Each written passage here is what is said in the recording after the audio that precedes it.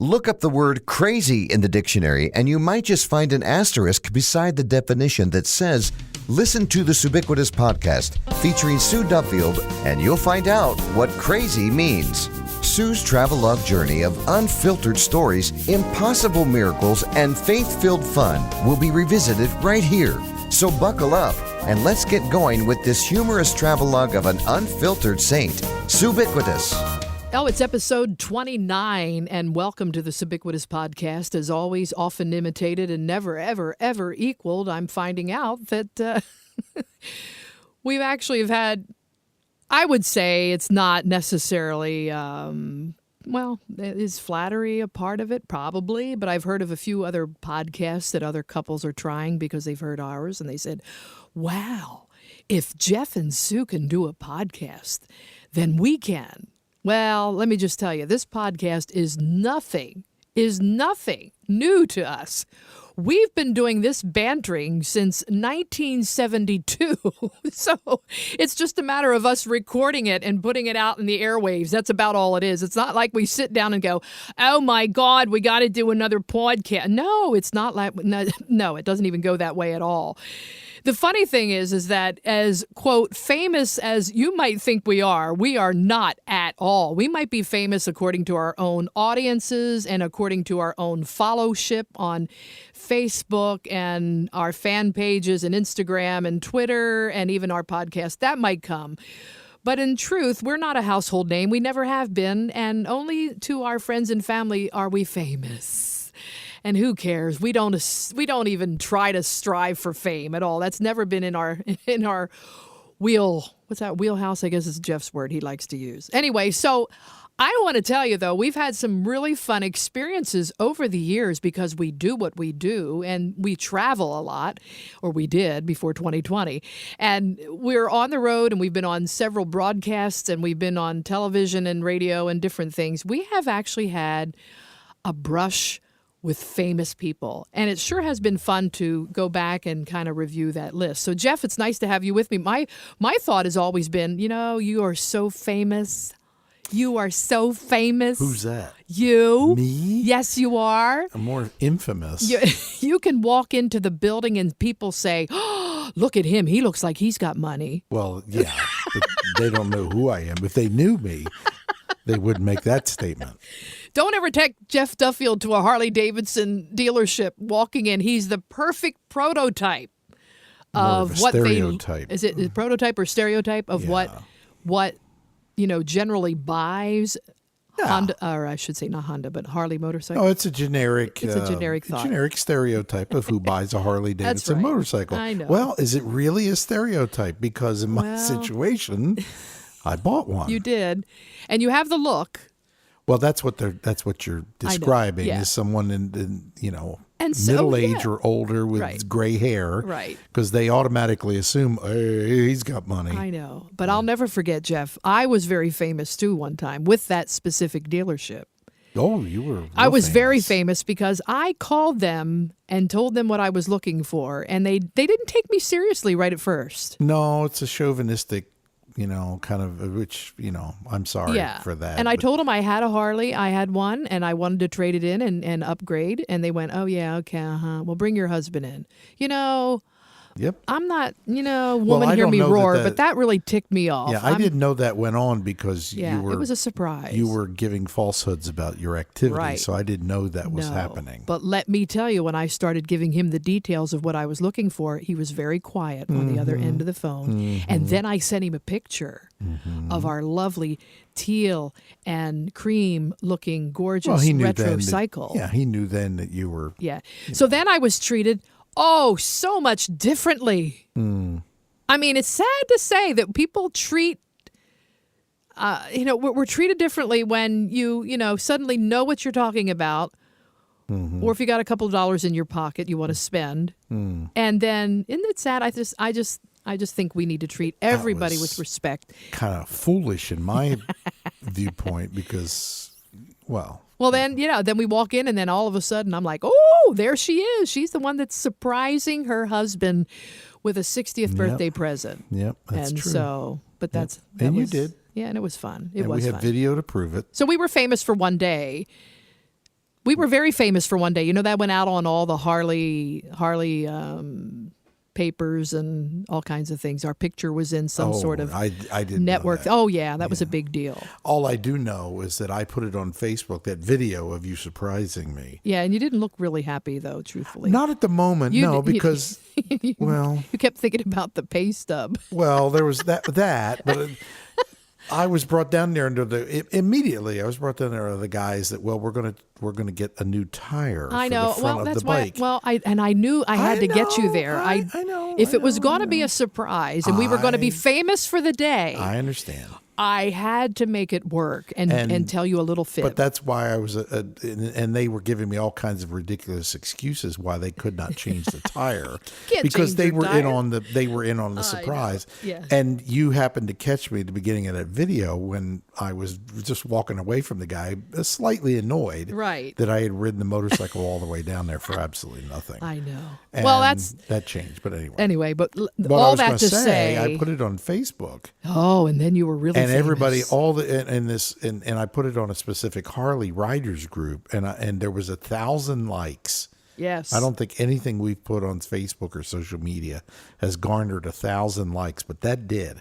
Yeah. And there were several comments on there wanting to know if you had a sister. I know. They were all like, I wish my wife would do that. You don't have a sister I could marry, do you?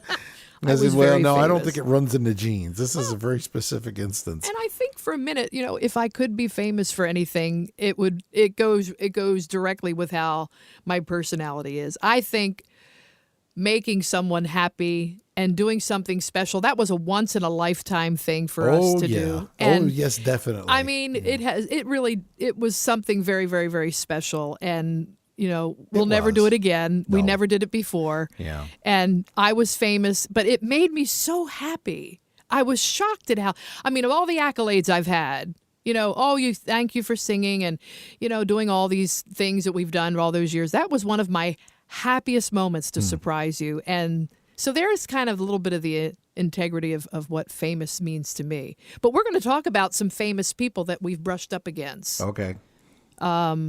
This will be a short podcast. No, it won't. There's I got a long 5 list, minutes man. From now. Thanks for stopping by.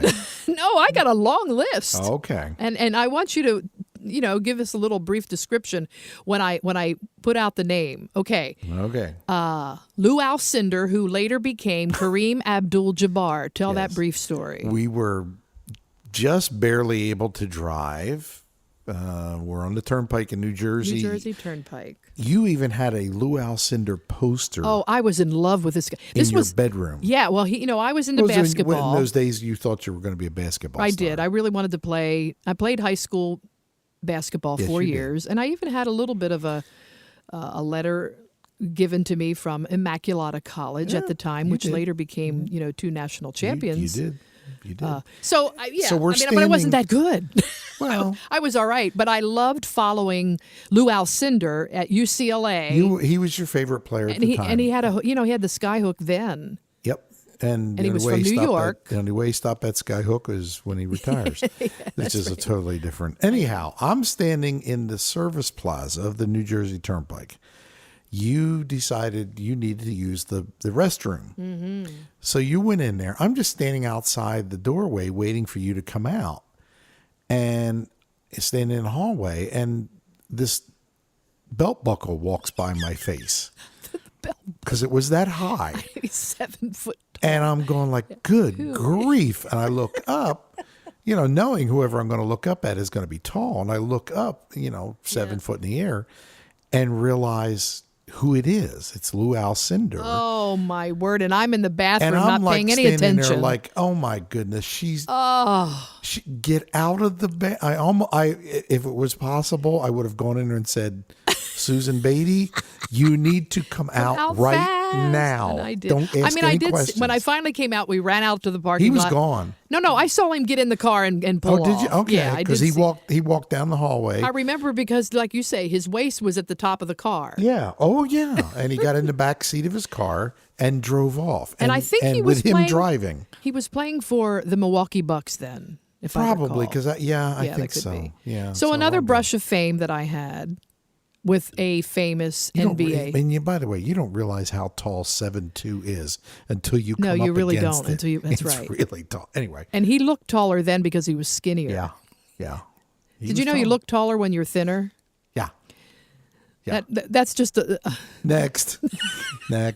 Anyway, so then I'm in Liberty Airport in Newark, New Jersey, and I'm probably 6 months pregnant, and I have my suitcases, and this is long before TSA, and you could take a bunch of stuff on the plane with you, and that kind of thing. And I'm hauling one of my suitcases down this long terminal, and here comes this voice up from behind me, and he says, "You need some help with that, ma'am?" And I turned around, and there is Darryl Dawkins of the 76ers. Another belt buckle in your Yeah, face. and well, he was a towering, big one too. Oh. And I got laughing so hard, and he helped carry my suitcase all the way to the gate. Look at that. And we talked the entire time. Now, what he didn't know at the time, who he was talking to, I said, "Let me tell you who I know who you are." I said, "We are really good friends with Pat Williams, who is, obviously at the time was general manager of the Philadelphia 76ers. He stopped and looked at me and said, "Get out." And so we had a great conversation about Pat and great conversation about the Sixers team. And then he looked right at me. He said, "Oh, by the way, you're going to have a girl." I said, "How do you know that?" He goes, "I'm really good at that."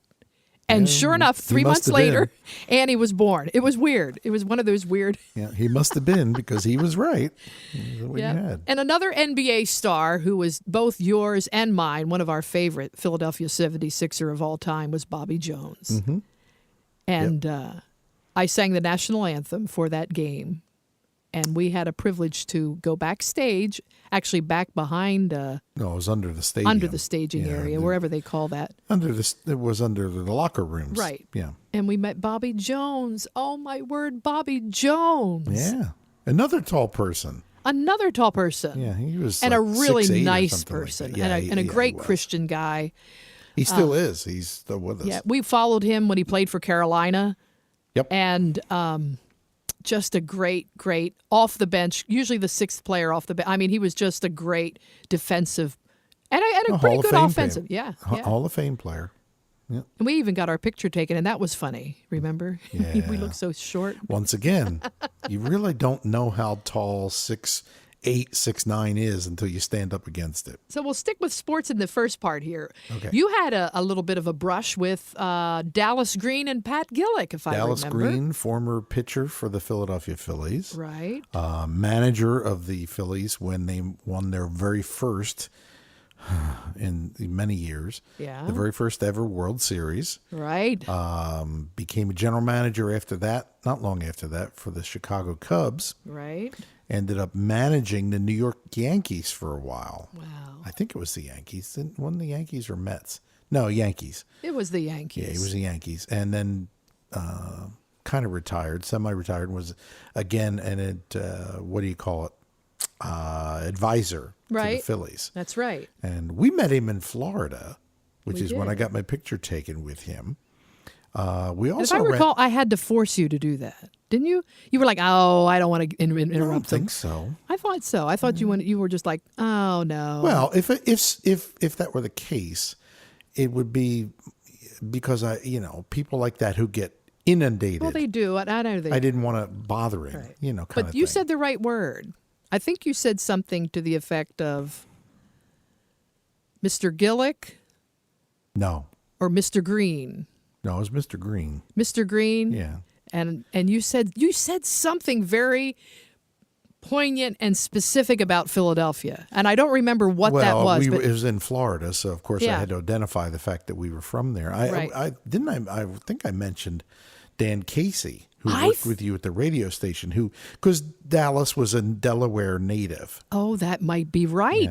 Yeah. And I think that's how I started the conversation. Oh, and his eyes perked right up. Yeah, because he was a good friend of Dan's. Right. And of course, then after that, he put his arm around my shoulder and let you take a picture of us. Yeah. So we also ran into him once at a University of Delaware football game. Yeah, we sure did. He was walking up the grandstand. Yeah. Anyway.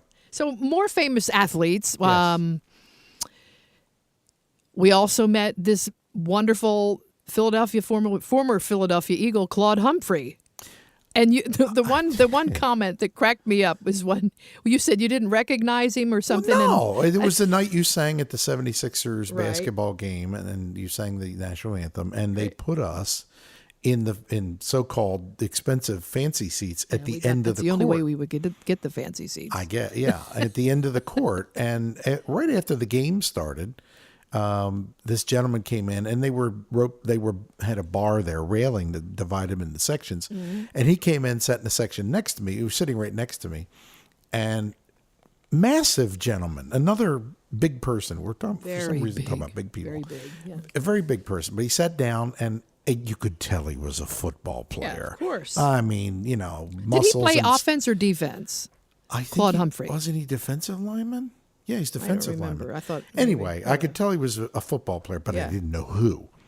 And so anyway, we're sitting there next to each other, and I said, "How you doing?" So forth.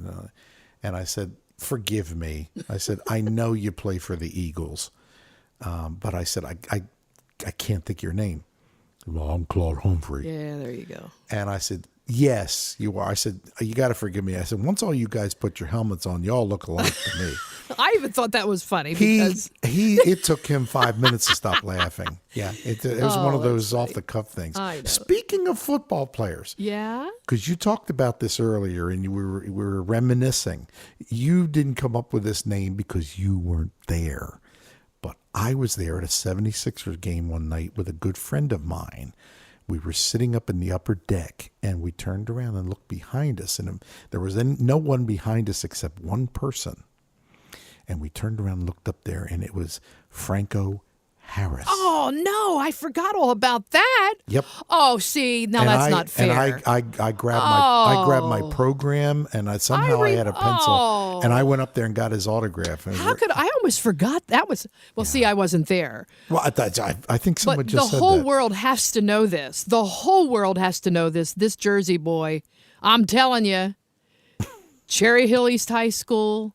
Watched him play there. Watched him go to Penn State. Needless to say, a Hall of Watched Fame him play player. for the Pittsburgh Steelers, and Yeah. he's still to this day, is my favorite player of all time. Yeah, it's you weren't there, and I forgot about that till we sat here and started talking about football players. And Yeah. he, however, was not 6'8". So No, he wasn't, but he sure was a but great. he was a good football player, Oh, and, he's and he great was one. very kind to sign our autograph. We didn't talk to him too much. Again, did not want to disturb him and bother him when he's trying to watch a basketball game.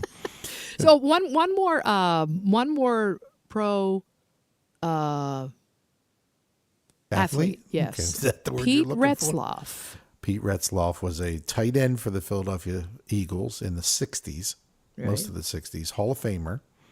And we got to meet him a couple of different times, working with Rancho for Boys. That's right. And they would have their annual banquet. The Wrangler Banquet in Alloway, New Jersey. And for several years, we did the music for it. Pete was a great supporter of the ranch. He was. And would come there to the banquets. And when he did, of course, we heard the music, and he was always very kind. He would make it a point to come up to you and me Yeah. and say something kind about our music, and just a really nice guy. And I can remember watching him as maybe an 8 or 9 year old playing football on television, and just really super nice guy. Well, and when you're a kid, and of course we were younger, we weren't really children, but we're young people, and you meet someone with that stature, who you find out has a life outside of football. And the same thing goes for many of the athletes. They do have a life outside of football. Sure. And when you see them in real life, I mean, I will say we did have one encounter that wasn't so nice, and I'll even mention his name, but we were in an elevator in Baltimore and ran into Ricky Henderson, yes, and he was like, I can't be bothered. I'm like, you know what? He had sunglasses on. He didn't just want to be want- bothered. yeah, That's he didn't okay. want to talk to But anybody. I'm saying overall, generally, most people that have become household names or famous, or whether it's athletics or artists or whatever, most of them, I'm going to give them the benefit of the doubt. Most of them will take good care of their fans. And we met one time. We were fortunate to be invited to do the chapel service for the Washington Redskins. Oh, that's right. On a Saturday night. Right. And we actually sold one of our albums to Joe Gibbs, the coach. Also sold one of our albums to Mark Mosley, their Right. place kicker. And you got to help me. There was he was a safety or a cornerback. I knew you were going to ask me that, and Was my it- brain is like fried right is now. I couldn't think Darryl of it. Green? Darryl Green. Is that Oh, it? you did it. Yeah. Darryl Green was a All three great of those, young man. All three of those men bought one of our albums that night. Washington. Well, we can't call them the Washington Redskins anymore. What is their new No, name? The Washington football team. The Washington football team. That is so creative. Yeah, isn't it though? Oh my goodness. Move on from that, but anyhow. Yeah. Well, those are all pretty cool. All right, how about some famous comedians that we've kind of brushed up against? In some Well, at there was least one time interaction. we were on the road in Toronto, and you were going to drive from Toronto to Michigan for a few days. I had to fly home for recording sessions. So you took me to the Toronto airport and made a wrong turn getting into the Toronto airport, and we had to go back out and come back in again. Which is another story, another little argument that went on. Yes, which ended up making me late and caused me to miss my flight. I was not famous that day. Yeah, you're more infamous that day. But however, it turned out to be fortuitous because I was standing through they used to run you through those scanners, the metal detectors. Okay, that's right. The early Yep. ones. And I was standing there in line, and the gentleman in front of me had a top coat on and a fedora hat. And I'm just standing there in line. I'm not looking, not paying attention, people standing in front of me. He goes through the metal detector, and it sets it off. So they said to him, excuse me, sir, what's in your pockets? And he pulls out an orange, an actual orange. And he starts juggling it, standing there. And of course, by this time, it's caught my attention.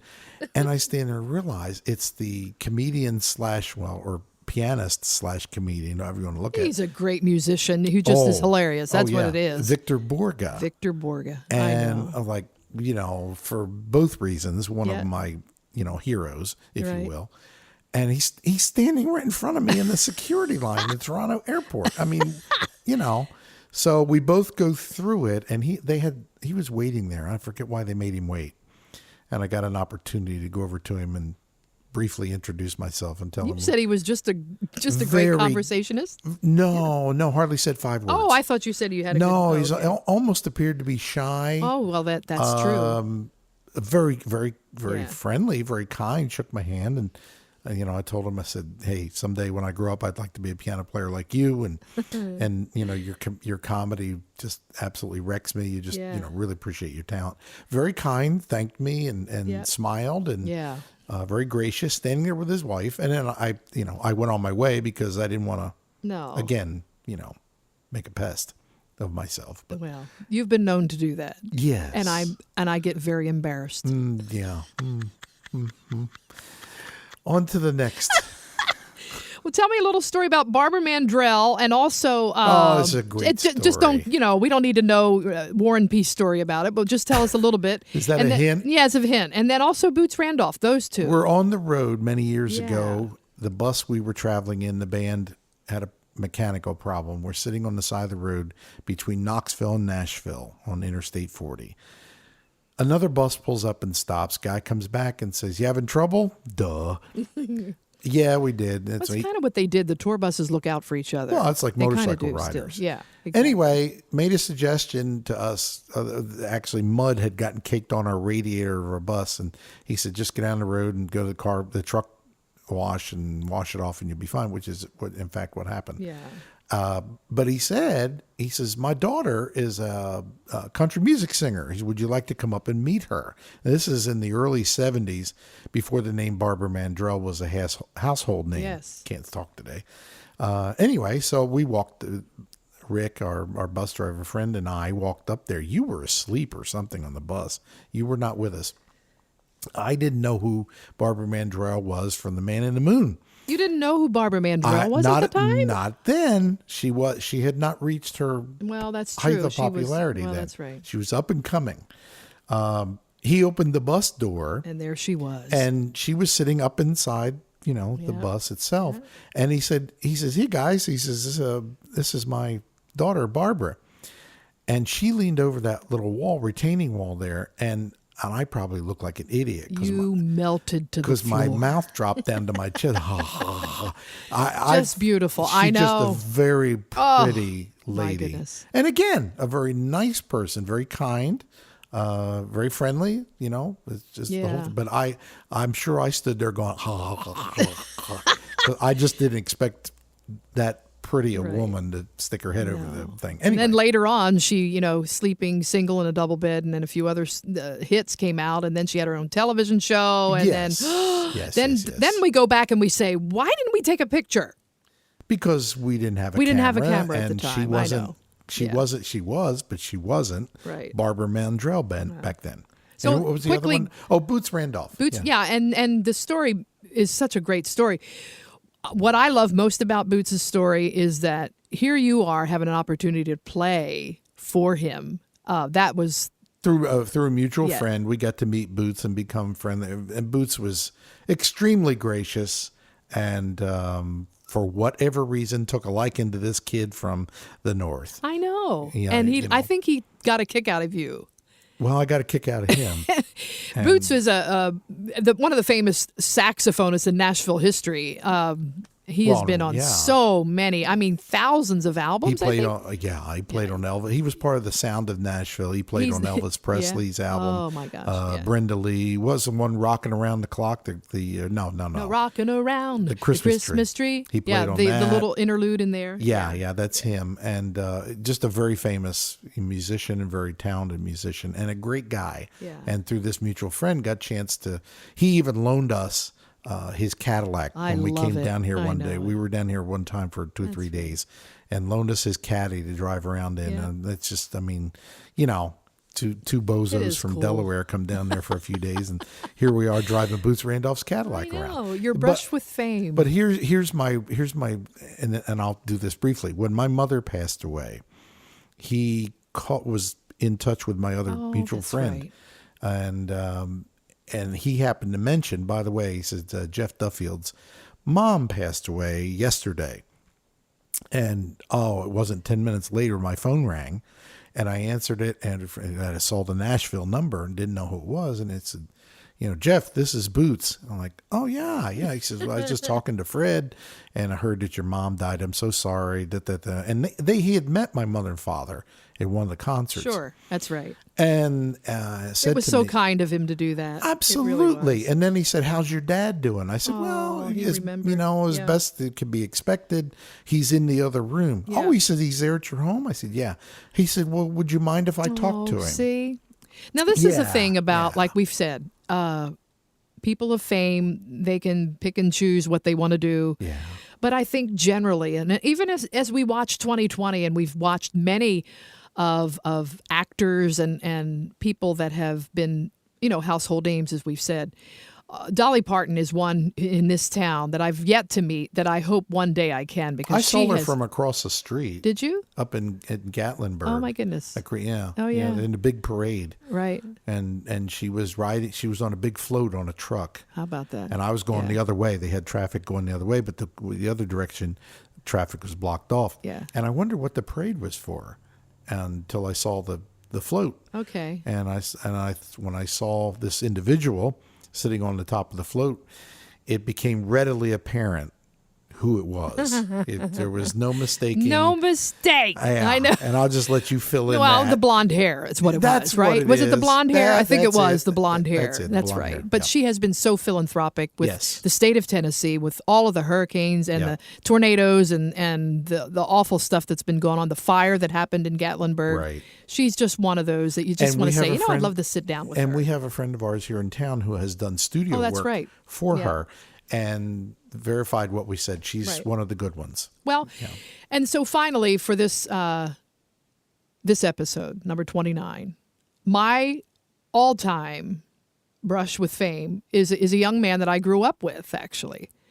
And I've actually known him since... name drop just a little bit. Well, I'm just going to say... Okay. Yeah, Bruce Willis. I've known him since 1968. Oh, earlier than that. No, because I didn't go to school. I only went to junior high and high school with him. Oh. I didn't go to grade school. I thought He you didn't went go to Field Street School. He went to Garfield Street. Okay, excuse me, farmer. See, just stay with me now. I'm in the wrong joke. See, you would think that you know everything about my life, like I didn't, that you didn't exist, or I didn't exist. That's what you tell me. No. Contrary to my situation, you did have a life. I did have a life before I met you. I know. And contrary to your opinion of me, I know. And yeah, you did do things, and you were famous. And, no. But Bruce is, he's a good guy. I mean, seriously, he seems like it. He seems like, a couple times I've met him, right? And we've had opportunities since his, infamous household name life. There were a couple of times that it would have been great if I could have helped out on some of the things that he wanted me to help out in with, like when his father passed away and he called, or at least his sister called and wanted to try and get me to sing for the funeral. While you were singing at I could never program. get there. Yeah. I could never get there. Yeah. But in all, this is the kid who used to copy off of my chemistry paper, in the 11th grade chemistry class. Well, you were the honor student. And he got a better grade than I did. I don't understand. How did that work? He's copying off my paper. Ah. But the brush of fame is, every once in a while I'll have somebody say to me, "Oh my gosh, Bruce Willis, who's that?" I mean, that's where we've come now in our generation. Unless Die Hard series is on television, some people don't even know who Bruce Willis is. That's scary. So I guess what I'm trying to say today with this specific episode is that, fame is fleeting, correct? Oh, very much so. And what we really want to be known for, at least I do, more than anything, I want to be known as the person who was a giver and a lover of people.